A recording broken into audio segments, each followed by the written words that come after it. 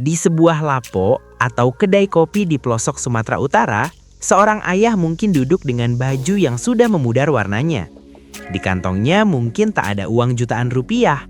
Namun, saat ia merogoh dompetnya dan menunjukkan foto anaknya mengenakan toga dari universitas terbaik di Jakarta atau luar negeri, matanya akan berbinar lebih terang daripada emas 24 karat.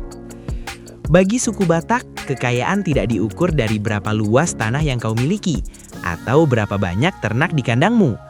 Ada satu kalimat yang menjadi mantra penggerak hidup mereka. Anakku, itulah kekayaanku. Mengapa mereka rela makan nasi garam asalkan anak bisa menyandang gelar sarjana? Mari kita bedah alasannya.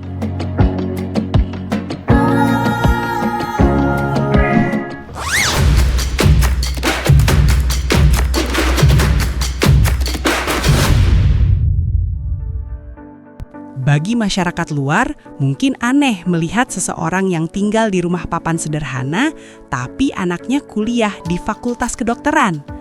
Rahasianya ada pada 3 pilar pencapaian hidup: Hamoraon, Hagabeon, dan Hasangapon. Pertama, Hamoraon atau kekayaan. Di tanah Batak, orang kaya bukan hanya mereka yang punya saldo bank digit banyak. Kekayaan sejati adalah ketika kau berhasil mengantarkan anak-anakmu melewati gerbang universitas. Ada kepuasan batin yang tak ternilai saat seorang ayah bisa berkata, "Uangku habis untuk sekolah anakku," daripada berkata, "Uangku banyak tapi anakku tidak sekolah." Lalu ada Hagabeon yang berarti keberhasilan dalam garis keturunan. Ini bukan cuma soal punya banyak anak, tapi bagaimana anak-anak itu jadi orang, istilah yang sering kita dengar. Jika seorang ibu punya 7 anak dan ketujuhnya sarjana, dialah orang paling gabe atau berhasil di kampungnya, meskipun ia hanya penjual tuak atau petani kopi. Terakhir, Hasangapon atau kehormatan. Di sistem sosial Batak yang egaliter namun kompetitif, pendidikan adalah shortcut menuju kehormatan. Gelar akademik di depan nama seperti IR, dokter, atau SH seringkali dianggap lebih mentereng daripada jabatan warisan. Gelar itu adalah bukti kerja keras, kecerdasan, dan daya tahan keluarga tersebut. Sejarah dan transformasi pendidikan. Mengapa obsesi pada pendidikan ini begitu mendarah daging? Kita harus menarik garis ke abad ke-19 ketika misi RMG, Rheinische Missionsgesellschaft yang dipimpin Ludwig Ingwer Nommensen masuk.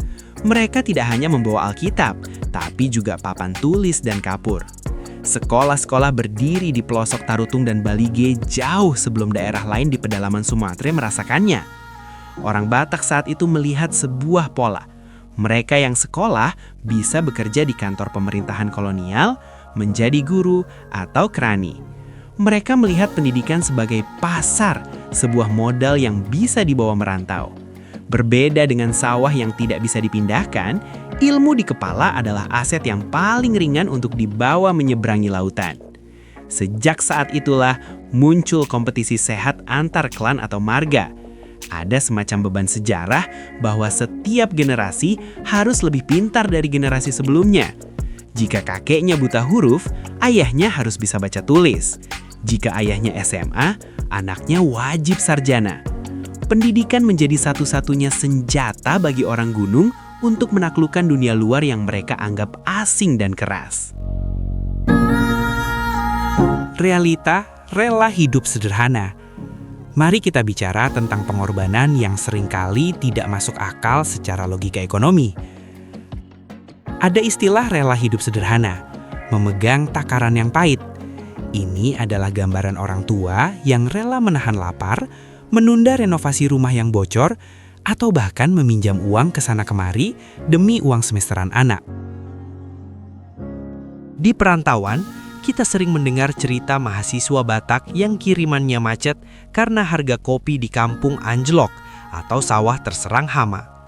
Namun si orang tua akan tetap bilang di telepon, "Jangan pikirkan kami di sini, kau belajar saja yang benar."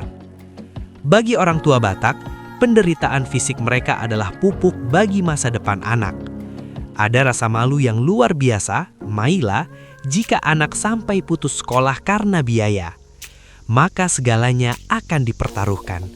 Menjual kerbau, menggadaikan tanah pusaka, hingga bekerja dari subuh hingga tengah malam di pasar. Semua demi satu momen, melihat nama sang anak tercetak di undangan wisuda dan mendengarkan namanya dipanggil di podium.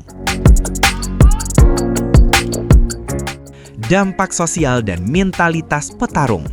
Hasil dari investasi darah dan air mata ini terlihat jelas di peta profesional Indonesia. Mengapa profesi seperti pengacara, jaksa, dokter, hingga menteri banyak diisi oleh orang Batak? Karena sejak kecil, anak-anak ini dididik dengan satu narasi. Kau tidak punya warisan perusahaan, kau tidak punya koneksi pejabat, kau hanya punya otakmu. Pendidikan menciptakan mentalitas petarung, fighter. Anak-anak Batak yang kuliah di perantauan membawa beban doa dan keringat orang tua mereka. Inilah yang membuat mereka belajar lebih keras, berdebat lebih tajam, dan bertahan lebih lama di bawah tekanan. Lebih jauh lagi, pendidikan merubah struktur sosial di kampung. Saat ini, posisi terhormat di acara adat tidak lagi hanya didominasi oleh pemilik tanah luas, tapi oleh mereka yang mampu menyekolahkan anaknya hingga ke jenjang tertinggi. Pendidikan telah menjadi alat pemerataan martabat. Di tanah Batak, semua orang bisa jadi raja, asalkan mereka punya ilmu di kepala dan gelar di pundak.